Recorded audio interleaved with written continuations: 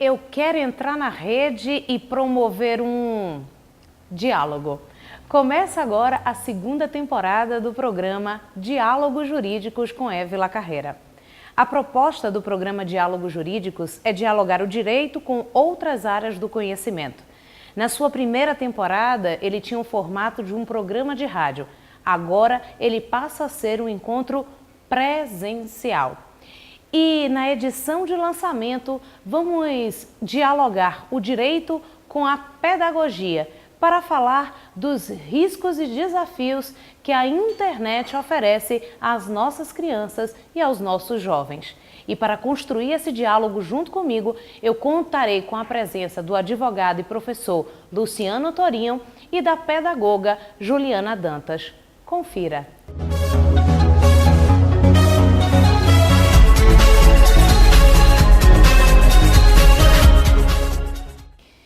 Giuseppe Coco, um cientista político francês, afirma que a conectividade é uma das condições essenciais para se viver na pós-modernidade. Estamos condicionados a nos manter conectados. Vivemos na chamada aldeia global, ou seja, um complexo sistema onde noções de espaço, poder, controle e informação ganham uma nova dimensão. Surgem novas formas de se relacionar, de aprender, de difundir conhecimento, de cometer ilícitos, de protestar, de construir ideologias, de se mobilizar. Na verdade, emergiu um novo espaço, o cyberespaço, onde novos desafios não são apresentados e, dentre os deles, está o de educar. O de educar essa nova geração, bem como de salvaguardá-la dos perigos que o universo virtual nos apresenta. E para construir esse diálogo entre o direito e a pedagogia, eu convido ele, que é doutor e mestre em Direito Público, Direito Penal pela Universidade Federal da Bahia. Ele é especialista em Direito Público e Ciências Criminais da Faculdade Independente do Nordeste. É professor na área de Direito Penal, Processual Penal e de Criminologia. Autor do livro Justiça Restaurativa e Crimes Culposos pela editora Lumen Juris. É coordenador do curso de Direito da Faculdade Santo Agostinho e da Universidade Estadual do Sudoeste da Bahia. É pesquisador líder do grupo de pesquisa Culpabilidade, Vulnerabilidade e Seletividade Penal e coordena o Núcleo de Estudos de Direito Contemporâneo. Eu convido o amigo, profissional, professor, advogado Luciano Torinho.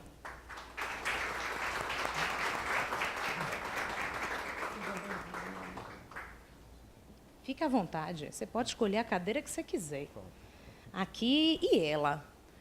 Agora eu convido a mestranda em Ciências da Educação pela Universidade Politécnica e Artística do Paraguai, especialista em Gestão Escolar e Educacional, em Psicologia da Educação e Síndrome de Irlen, atua como orientadora educacional, coordenadora pedagógica em instituições públicas e privadas, psicopedagoga e screener. Que chique. Depois eu vou perguntar para ela o que é isso. Apta a realizar triagem para a síndrome de Irlen. Mãe de Lucas e Roberta, eu chamo a pedagoga Juliana Dantas.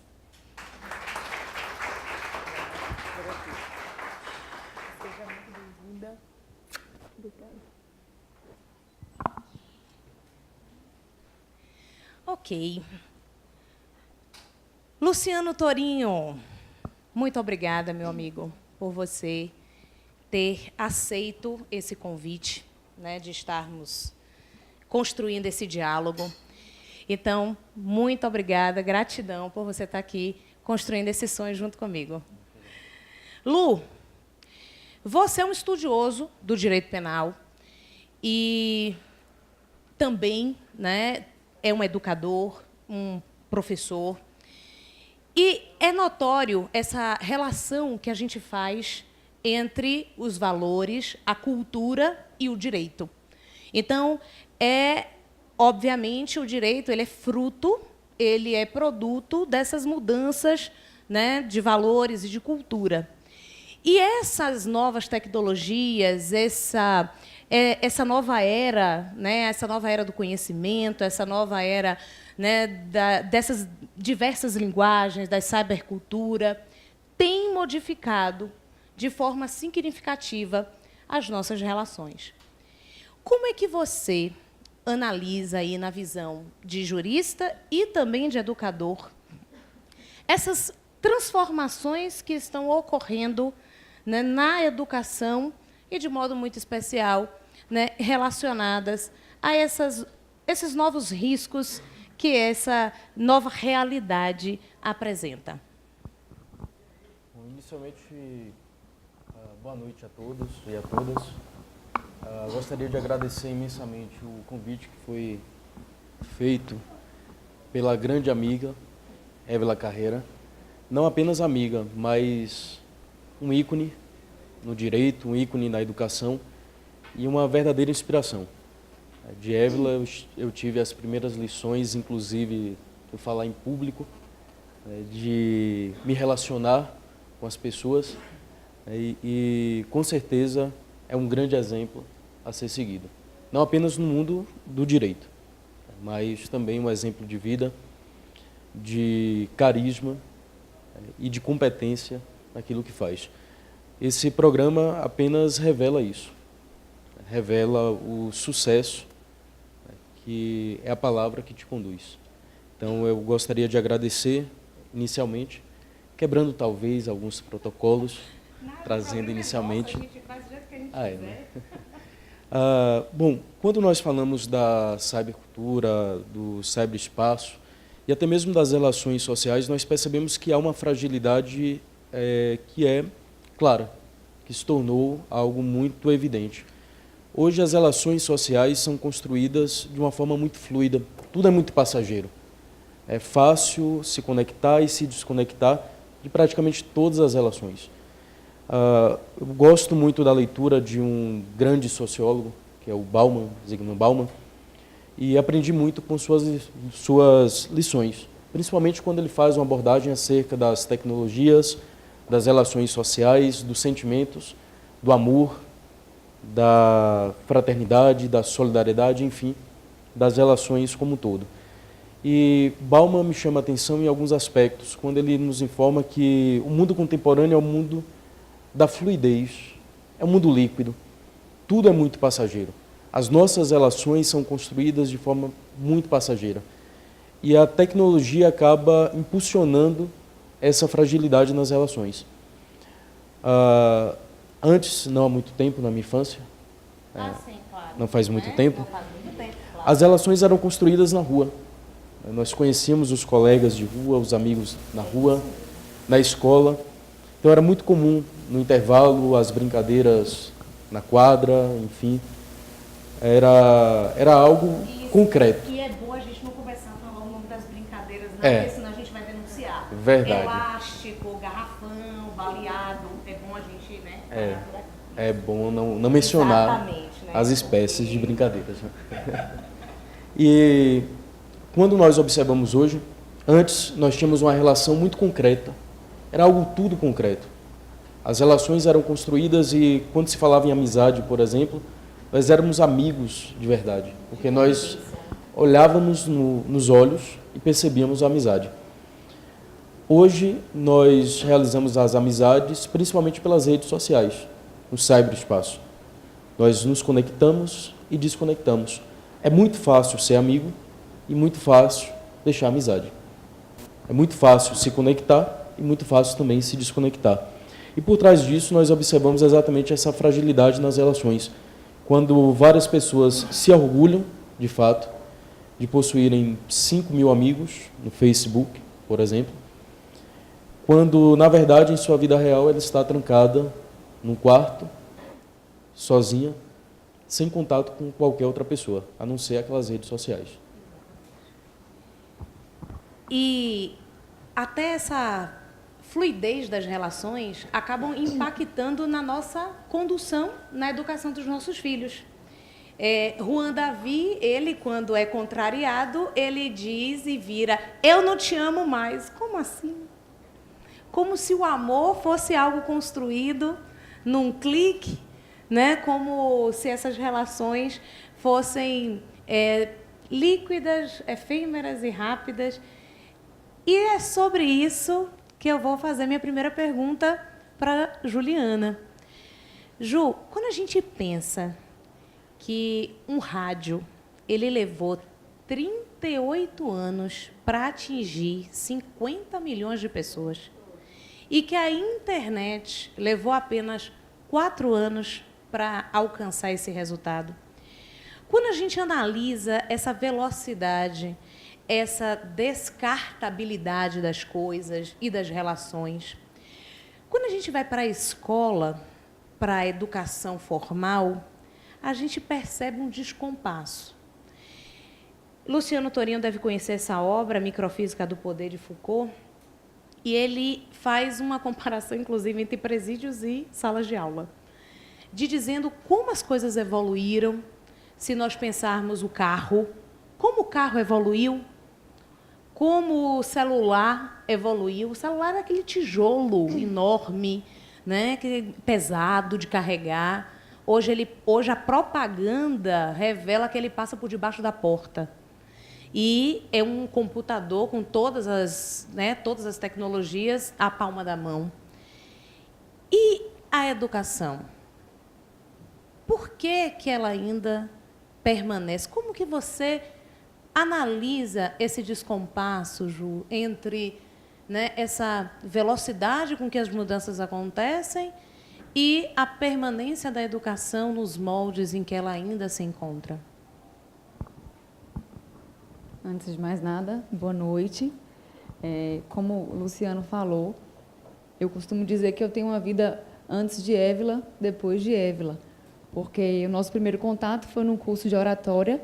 Com a busca, eu ia começar a fazer palestras e eu precisava de um empoderamento para isso. E eu me lembro que ela disse assim: gente, eu dou aula, eu faço palestra, mas toda vez que eu estou prestes a me apresentar, eu ainda sinto aquele friozinho na barriga. E eu acredito que essa emoção que a gente traz em fazer da melhor maneira possível, isso torna o nosso trabalho com qualidade, o nosso trabalho de uma maneira melhor possível para trazer para vocês o que a gente preparou e o que a gente se empenhou, como hoje é a realização de um sonho. Voltando para a educação, as novas tecnologias já estão inseridas na escola, tanto na rede privada quanto na rede pública. Isso não é mais novidade. Por que então esse impasse? Eu percebo que muitas vezes a instituição entende que, não, agora eu vou dar um tablet para cada aluno e a educação vai acontecer com muita qualidade, com muita modernidade. Mas se eu proponho ao meu aluno que ele leia um texto no tablet da mesma maneira que ele iria ler um livro, o que mudou? Continua igual. Eu não estou fazendo uso dessa ferramenta como deveria. Então, o primeiro impasse que eu encontro é esse. A tecnologia dentro da escola, ela tem que ser usada como suporte, como apoio, mas ela não pode ser protagonista. Dentro da sala, o professor é protagonista, o aluno é protagonista. Ferramentas de apoio, não. Tecnologia, também não. Nós não podemos esquecer que crianças e adolescentes que estão hoje dentro da escola, eles são nativos digitais. Eles já nasceram na era digital. Eu não sei se vocês já perceberam, mas assim, nós que somos mães de nativos digitais, nós percebemos, eu já vi em outras crianças, nos meus filhos não, porque eu tinha um cuidado, tive, né, porque agora já estão maiores, mas em retardar ao máximo esse acesso. Eu percebo crianças que ainda nem falam direito, mas elas já estão desenvolvendo esse movimento de pinça no tablet. Assim, eu tenho uma criança de quase 10 e um adolescente, então embora sejam nascidos na era digital, não são tão recentes, os seus são menores. E a tendência é ficar cada vez mais difícil mesmo. Mas estudos indicam que, até os 2 anos de idade, a nossa criança não deve ter acesso a isso. Porque, embora existam benefícios, existem, mas o custo-benefício não vale a pena. Então, voltando para a tecnologia dentro da sala de aula, é necessário, é fundamental que alguns ajustes sejam feitos, mas, antes de mais nada, o educador precisa passar por formação, porque a grande maioria deles não são nativos digitais, eles não nasceram nessa era. Então, a criança ou o adolescente, ele chega na escola sabendo muito mais. O professor, às vezes, tendo a maior dificuldade para conectar, e ele, não, professor, você faz isso aqui. Então, o professor se vê numa situação em que ele está perdido. Ele está perdido porque o aluno está trazendo para ele muito mais empoderamento e conhecimento nesta área. O alinhamento é necessário, é fundamental, e se a tecnologia for usada da maneira coerente dentro da sala de aula, vai ser, sim, uma grande aliada para a aprendizagem. Na minha ideia, eu acredito que a educação ela deve também passar por um modelo de educação, ela deve passar por uma outra dimensão. Por exemplo, uma reflexão que eu sempre faço, inclusive na faculdade, é tudo ainda cartesiano, cada um no seu quadrado. É tudo ainda história dialoga com história, no máximo com a geografia, o português com a redação, e existe matemática na geografia, existe a filosofia na história, existe a filosofia na literatura, e a gente ainda está naquele... Porque a internet ela dá isso para a gente. A gente pode conectar, né, várias dimensões ali, fazer várias coisas ao mesmo tempo. Mas tem essa questão também, né, dessa geração, do descompasso das próprias gerações. Você quer falar? Ela já está ali sinalizando. Porque isso que você colocou é fato, existe, é verdade, mas esses paradigmas já estão sendo quebrados. Ainda hoje, porque eu também faço coordenação em escola, e uma professora trouxe uma biografia para ser trabalhada numa avaliação de português.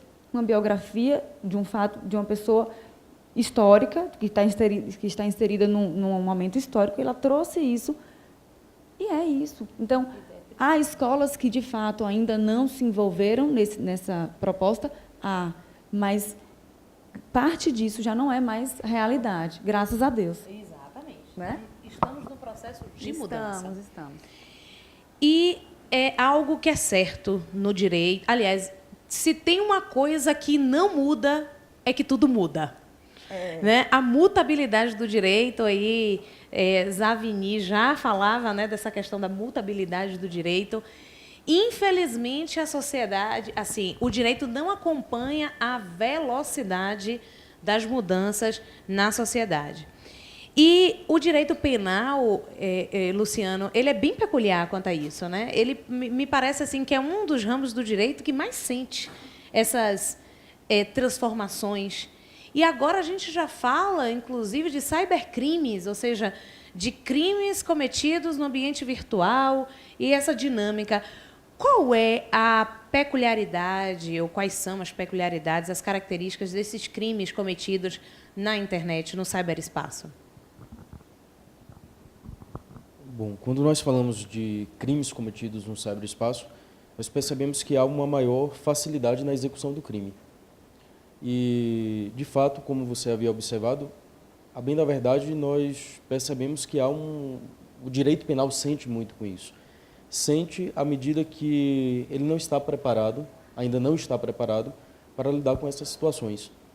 E quando nós percebemos que a sociedade clama para que nós possamos utilizar o direito penal como forma de solução de conflitos, são conflitos que, para o próprio direito penal, nós não teríamos uma solução tão adequada. Então, nós acabamos ficando um pouco para trás nessa questão de utilizar o direito penal como forma de solucionar determinados conflitos que são relativamente novos, ainda mais quando são utilizados os espaços virtuais. Os crimes que são cometidos pelos espaços virtuais não são tipificados em legislação específica. Então, nós não temos no direito penal um crime específico que envolva o cyberespaço. Nós só percebemos o cyberespaço apenas como um canal para o cometimento de crime, ou como instrumento para o cometimento de crime, mas com uma facilidade maior. Tem um tal de Deep Web, né? Internet Isso. profunda. A internet profunda. Quando nós falamos da Deep Web, nós nos referimos àquele acesso mais difícil. E nessa é como se fosse a ponta de um iceberg. O que nós temos acesso é apenas a ponta do iceberg.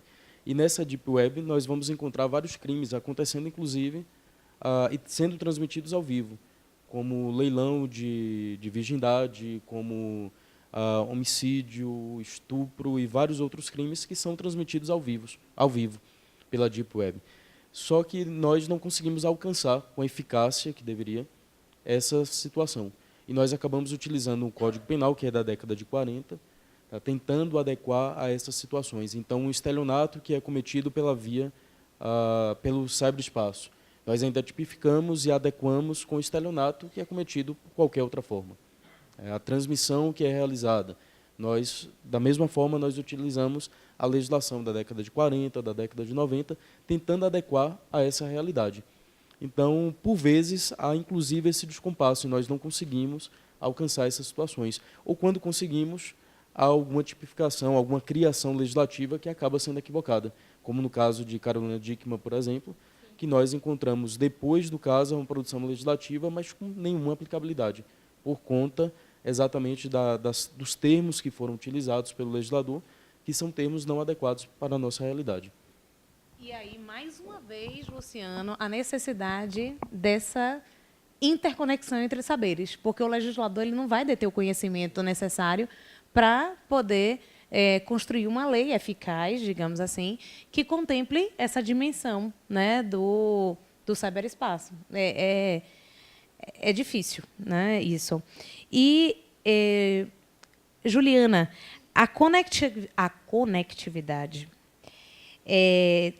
que estamos o tempo inteiro, né, expostos, a gente está o tempo inteiro expostos a estímulos, a luz, a som, né, som dos games, a luz até dos próprios aparelhos.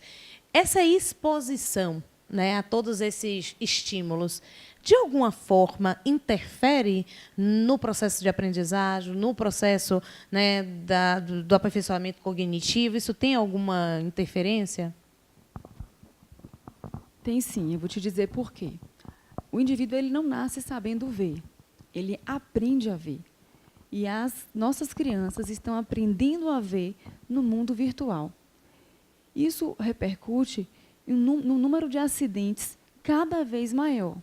Mas como assim? Exatamente. As crianças não sabem correr, têm dificuldade para subir dessa escada, dificuldade para jogar bola e, especialmente, dificuldade nas relações interpessoais. Se ele só brinca deitado, como é que ele desenvolve a parte motora? Se quando ele não consegue finalizar um jogo, ele zera e reinicia. Quando ele tem um conflito com um colega, um pequeno conflito se torna um grande conflito, porque ele não sabe como lidar com aquilo. E não dá para zerar e começar de novo. Ele precisa saber restabelecer, se reconectar com o outro indivíduo e tentar ajustar. Um outro problema com relação a essa exposição é que tablets, televisão, celular, computador, eles têm um volume de luz azul muito grande. E essa luz azul pode comprometer em até 1h30 o sono, caso a criança use. De repente, geralmente é assim, ele está ali no céu, vai dormir, meu filho, só uma última aqui, peraí, eu estou finalizando um jogo. Até ele conseguir dormir, já foi comprometido por conta dessa luz. E a TV também? Televisão também. E uma vez que o sono é comprometido, obviamente, a aprendizagem também vai ser. Então, eu me lembro que o meu filho, o mais velho, que vai fazer 16 anos, ele ia para um aniversário de criança e, à meia do aniversário, quando voltava, não servia para mais nada, Porque ele tirava o sapato, primeiro eles se acabam, tirava o sapato e essa meia era um sucesso, escorregava, era aquela. Mas ele vivia a emoção.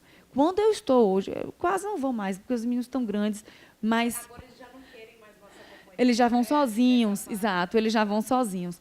Mas quando eu chego no aniversário e vejo uma criança, da hora que começa até a hora que termina, num joguinho, isso me incomoda. Às vezes é deselegante, eu não posso. Mãe, libera essa criança. É confortável para os pais. É confortável. Você saber que o seu filho não vai brigar, que o seu filho não vai cair e que ele vai estar em segurança e que não vai jogar aquela meia fora, é confortável. Mas e a vivência e essa experiência que é fundamental para o desenvolvimento da criança? Onde é que fica? Então, a aprendizagem já está sendo comprometida antes mesmo que a criança chegue na escola. Tia Ci está na plateia, ela é, né, a babá dos meus 2 filhos, né, e ela diz assim, quando a meia chega nesse estado, eu vou tocar fogo. Né, ela costuma falar isso, eu vou tocar fogo. Né, enfim.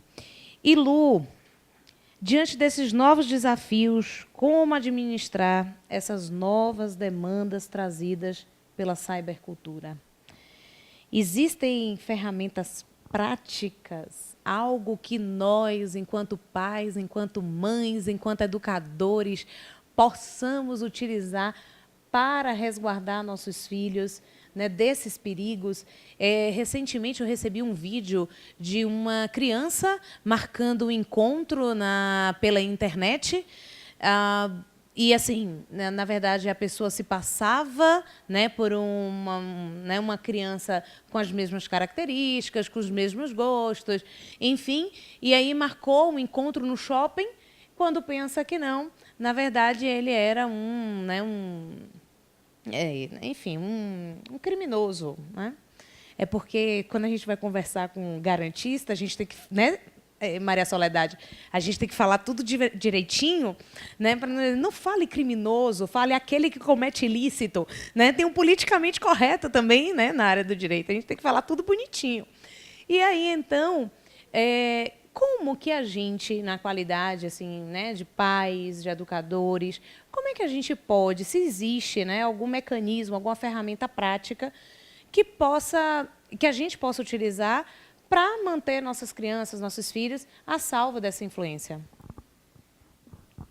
A bem da verdade, o que nós temos é um resgate de valores, que é algo que não é jurídico.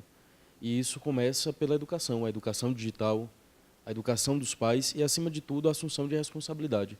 Nós percebemos nessa fluidez das relações causadas, inclusive, pela tecnologia, e não trazendo aquela ideia de que a tecnologia de toda é ruim. A tecnologia, claro, bem utilizada, ela leva a um acesso à informação. Né? Quantas pessoas vão ter Sim. acesso? A Nobel não caberia... Né? As pessoas que estão acessando. Mas o que nós percebemos é que há não há assunção da responsabilidade. Os pais transferem a responsabilidade para a escola, é tudo muito corrido, tudo muito rápido. Então, aquela relação do pai, o contato do pai, o almoço, todo mundo junto, o jantar, todos ali reunidos, o convívio de fato deixou de existir. E é necessário resgatar esses valores, os valores da convivência, os valores da empatia, relativos à empatia. E quando nós falamos disso, nós falamos exatamente da assunção da responsabilidade. Porque quando o pai vai observar, quando os pais observam, na verdade, já é muito tarde. Quando os pais têm acesso, é aquela questão, é melhor ficar ali parado, né, só com a tecnologia mais confortável, porque está seguro, mas, na verdade, não está seguro. Ele não está seguro. Muito pelo contrário, ele está num ambiente muito mais perigoso. É um ambiente de risco muito maior. E os pais não assumem essa responsabilidade.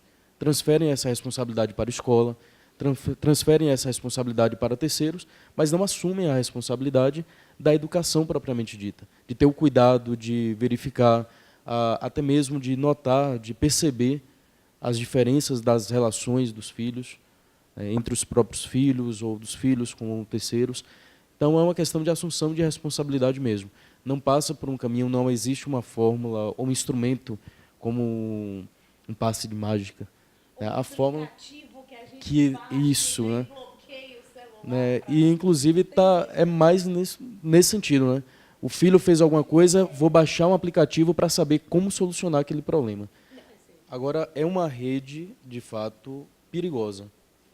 E por ser uma rede perigosa, mais perigosa inclusive do que a própria realidade que nós tínhamos em momentos anteriores, o cuidado, a atenção dos pais é essencial. Então, e do educador também. Em sala de aula nós percebemos, por vezes eu estou ministrando aula e quando eu olho, várias pessoas ali com smartphone, com computador e acessando outras informações que não são informações relativas ou informações que acabam contribuindo. Pessoas que, quando eu termino a aula, eu pergunto alguma dúvida e a pessoa levanta a mão, não entendi nada. Mas não entendeu nada por quê? Não é porque eu me perdi, mas qual foi o momento que se perdeu? Não, desde o início. Porque eu estava ali acessando e o tempo passou, porque passa. Às vezes a gente está conversando com uma pessoa, 10 minutos, não, já acabou. Agora, quando nós pegamos ali o telefone, né, o smartphone, começamos ali pelo WhatsApp ou por outra rede social, e ali passam horas, minutos, e daqui a pouco a gente percebe que o tempo já se foi. E de fato, não existe ladrão de tempo maior do que Facebook e WhatsApp. Quando a gente menos espera, já se passou uma hora e a gente estava ali, rolando, né, a página do Facebook, olhando a vida alheia, que é isso, né, a maioria das vezes que a gente faz. E aí, quando a gente vai ver esse patrimônio preciosíssimo chamado tempo, né, fica sendo subutilizado e mal utilizado. E vivendo de likes, exatamente, exatamente. Juliana, primeiro, no seu currículo tinha uma coisa que se chama screener. É chique. Eu queria entender o que é esse tal de screener. E uma outra coisa que também eu tenho muita curiosidade de saber, que é um trabalho que eu sei que você desenvolve sobre síndrome de Irlen. Explica para a gente o que é isso, síndrome de Irlen,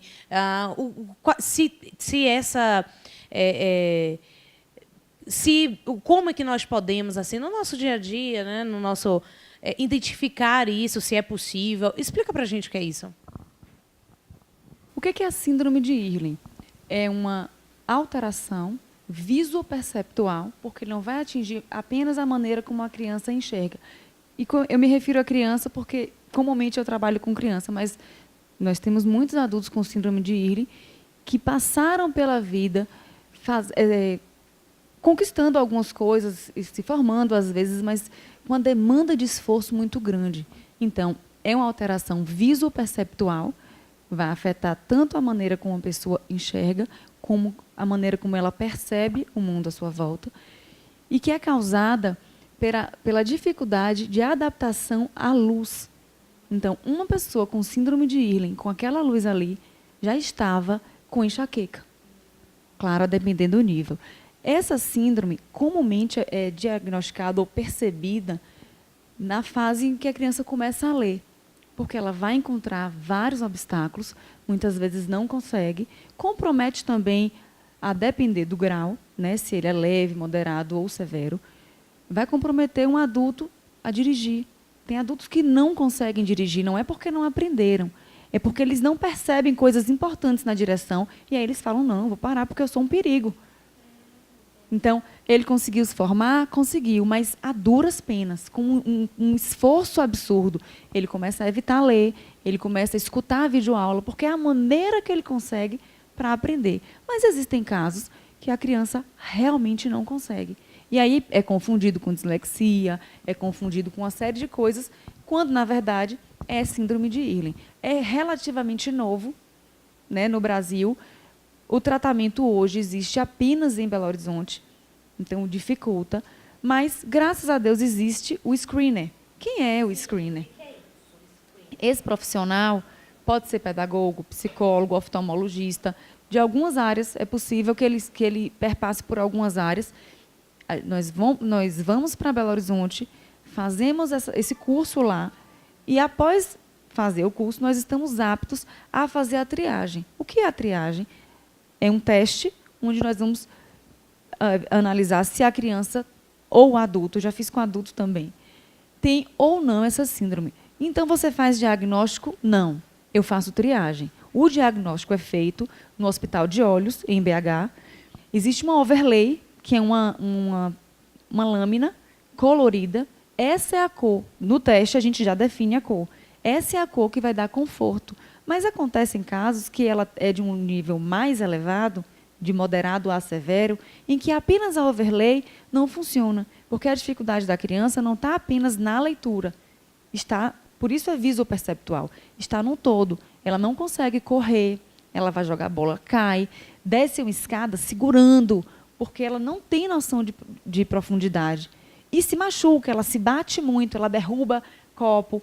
Claro, vai ter aquela criança que é desastrada, a gente às vezes fala, e ela não tem síndrome de Irlen, mas é comum numa criança com síndrome de Irlen esse tipo de comportamento. Então, derruba tudo, só anda roxinha. Eu conversando com uma colega minha, ela disse, eu acho que minha filha tem isso, porque ela só anda roxa. Então, é necessário fazer a triagem. E quando nós fazemos a triagem e percebemos que é de um grau mais avançado, aí é fundamental que ela vá para o Hospital de Olhos o quanto antes, porque lá serão feitos outros exames e, se for necessário, o filtro, que são óculos com lentes específicas. Pode acontecer da criança já necessitar do grau, aquele grau padrão, como ele está usando, acho que você também usa, né? É lente de contato, exatamente. Mas tem um grau aí. Da criança já usar o grau. Se ela já usar, quando for fazer o óculos, vai colocar o grau que ela já necessita, mais a cor. Esses óculos não são feitos no Brasil.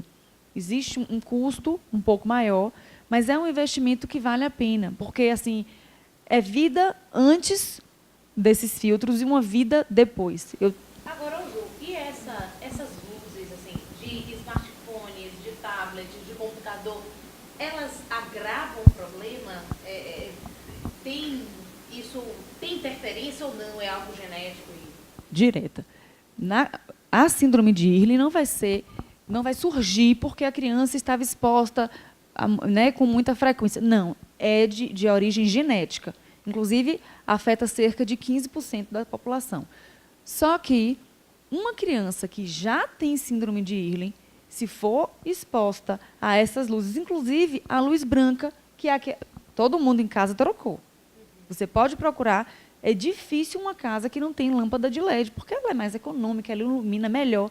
Só que, para a criança com síndrome de Irlen, isso é um tormento. Então, às vezes, o seu filho chega irritado da escola, porque ele tem sensibilidade. Lembra que é visoperceptual, é mais na visão, mas é na percepção como um todo. Ele está numa sala de aula, tem barulho, claro. Onde tem criança, tem barulho. Por mais controlada e equilibrada que seja a sala, existe um barulho. Então, a parede é muito clara, tem uma janela enorme aberta, porque e assim a gente acredita que está oferecendo um espaço maravilhoso para o aluno, uma sala ventilada, arejada, ampla, com a iluminação boa. Teoricamente está perfeito, mas para a criança com síndrome de Irlen não está. Uma parede branca para a criança com síndrome de Irlen é um castigo, e ela precisa estar ali, ouvindo o barulho do colega, sentindo todas essas interferências que vêm da claridade, da luz, e tem que se concentrar. Ele chega irritado, entra no quarto, fecha a porta. Aí a gente pensa, está acontecendo alguma coisa nessa escola. Eu preciso ir nessa. Na verdade, está, mas não é o que a gente está pensando. Exatamente. Então, é uma preocupação que nós devemos ter. Como é algo novo, existe nesse site do Hospital de Olhos, você clica lá, tem um mapinha, você pode clicar em Conquista. Quais são os profissionais em Conquista que são aptos a isso? Existem alguns, não são muitos, mas existem. E esse curso, como a medicina, eu acho que toda profissão, mas a medicina evolui, né, numa rapidez muito grande também. Então, eu fiz esse curso. Com 5 anos, eu tenho que fazer de novo. Porque em 5 anos, muita coisa pode mudar, muita coisa pode evoluir. Então, nessa proposta, a síndrome de Irlen, a criança com síndrome de Irlen vai ter o seu desempenho piorado se ela for exposta a essas luzes azuis que estão nos games, na televisão, nos tablets e celulares. E, possivelmente, ela vai ficar irritada, ela vai sentir náuseas, vai sentir dor de cabeça.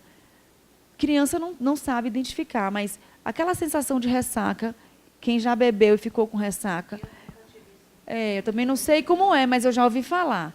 Então, essa sensação é o que a criança está sentindo com todas aquelas exposições dentro da sala de aula. Então, além de não conseguir enxergar direito, porque a visão está comprometida, ele ainda tem que estar com esse mal-estar, com esse desconforto. Então, ele fica nervoso, o colega aqui na mesa dele, ele levanta e bate. Ele não é agressivo, ele está irritado por uma causa nobre, né? Ele tem uma razão para isso. Mas, voltando à pergunta, não. Essa exposição não vai causar, nem fazer com que alguém... Pode interferir ou ampliar. Nos que já tem.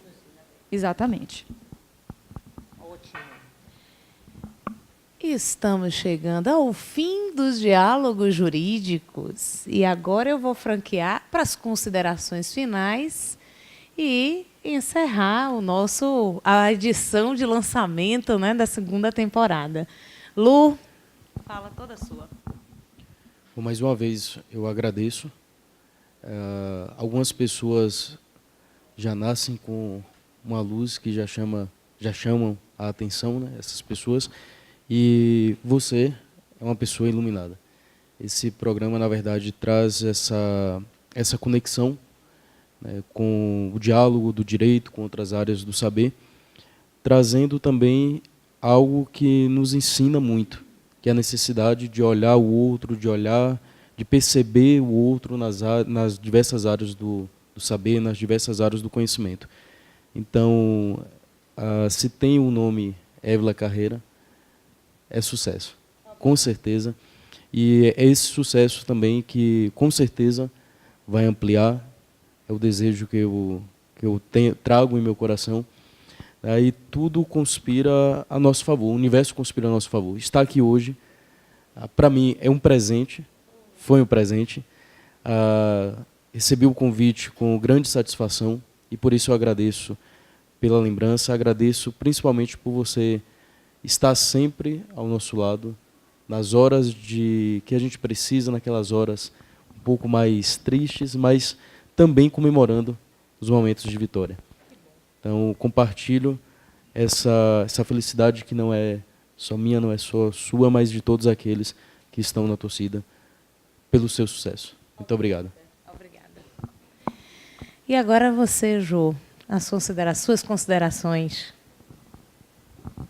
Então, antes dos agradecimentos, é importante ressaltar que o uso dessas tecnologias não pode ser considerado como um bicho-papão, mas a falta de equilíbrio, sim. Então, se nós pais estivermos presentes, controlando esse processo, controlando esse uso, muitos problemas não irão ocorrer. E o meu sentimento de gratidão é muito grande, né? Eu me sinto lisonjeada em fazer parte da concretização desse sonho que se sonha só, é só um sonho. Sonho que se sonha junto é essa realidade que nós estamos vivendo hoje. Parabéns, Évila. Você, de fato, é uma pessoa de luz, como o Luciano falou. É uma pessoa que traz alegria, é uma pessoa envolvente, que essa amizade, esse carinho que eu acredito que todas as pessoas tenham com você, não é em vão. Você tem esse mérito, né? Você é merecedora do carinho. Então, muito obrigada pelo convite. E eu espero ter contribuído para o seu momento. Tá bom? Obrigada. Seja no ambiente virtual ou real, o certo é que a educação ainda é a base de toda transformação.